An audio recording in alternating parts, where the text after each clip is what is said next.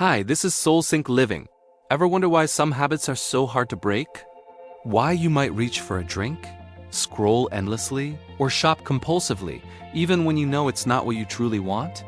The answer might be hiding in a part of you that has been silent for a very long time, your inner child. Addiction is often seen as a choice or a moral failing. But what if it's actually a desperate cry for help from a wounded younger self? What if that compulsion is a survival strategy that you developed long ago to cope with pain, loneliness, or fear? Today, we're going to explore the deep connection between our inner child and the addictive behaviors that can take hold of our adult lives. This isn't about blame or shame. It's about understanding compassion and finding the path to true healing. Let's start with the science. Our brains are incredibly impressionable, especially during childhood.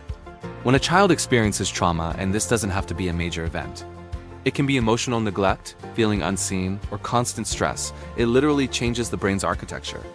The limbic system, our emotional center, and our stress response pathways can become dysregulated. This means as adults, our nervous systems might be wired for high alert, constantly scanning for danger, even when there is none. So what does this have to do with addiction?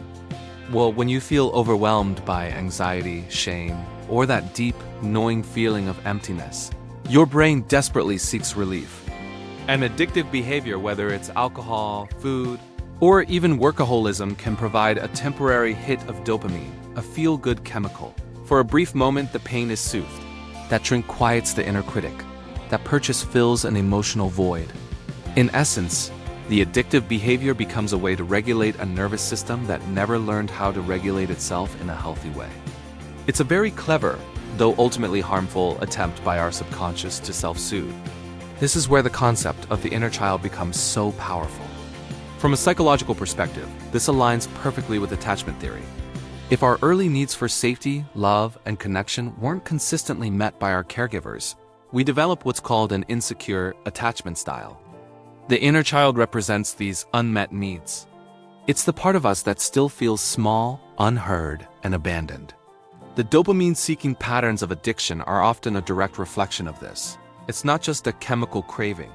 It's an emotional craving for the comfort and safety you never received. This is why willpower alone rarely works. You can't just will away a deep-seated survival mechanism.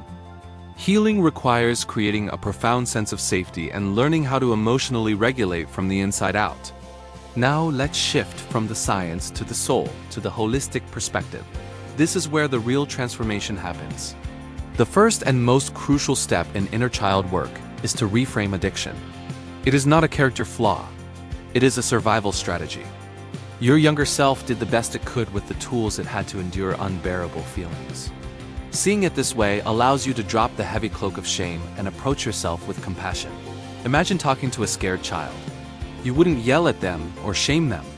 You would offer them comfort and understanding. That is what your inner adult needs to do for your inner child. So how do we do this? One powerful method is through somatic practices. Trauma and stored emotions are not just in your head. They live in your body. That tightness in your chest, that knot in your stomach, that's unprocessed emotional energy.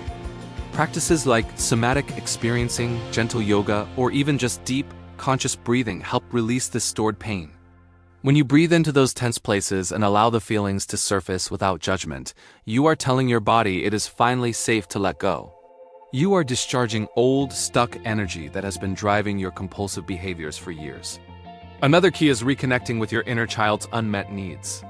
This can be done through journaling, meditation, or visualization. Try this. Find a quiet space, close your eyes, and picture yourself as a child. What did that little one need to hear? Maybe it was, "You are loved," "You are safe," or "It's okay to make mistakes." Say these words to your inner child. Write them letters. You can even get a photo of yourself as a kid and keep it somewhere you can see it, as a reminder to be gentle with yourself. This isn't about dwelling on the past. It's about giving yourself now what you needed back then. You become the compassionate, stable parent to yourself that you always deserved. As you build this relationship, you begin to replace shame-driven coping mechanisms with compassion-based self-care. Instead of reaching for something outside of yourself to numb the pain, you learn to turn inward. When you feel that old urge rising, pause. Take a breath. Ask yourself, what is my inner child feeling right now? What does this part of me truly need? Maybe the answer isn't a drink, but a warm bath. Maybe it isn't another hour of scrolling, but 5 minutes of listening to calming music. Maybe it's not another purchase, but a hug, even if it's one you give yourself. This practice rewires your brain and your heart. It teaches you that you can handle your emotions. You don't need to run from them or numb them out. You are capable of holding your own pain with kindness. This is the path to emotional wholeness. Healing the inner child isn't a quick fix. It's a journey of learning to trust yourself again. It's about recovering the vibrant, joyful, and authentic person you were before the world taught you to be afraid. By tending to the wounds of your past, you're not just overcoming an addiction.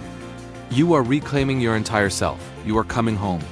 Thank you so much for joining me on this journey today. If this resonated with you, please share it with someone who might need to hear it. Remember to be kind to yourself.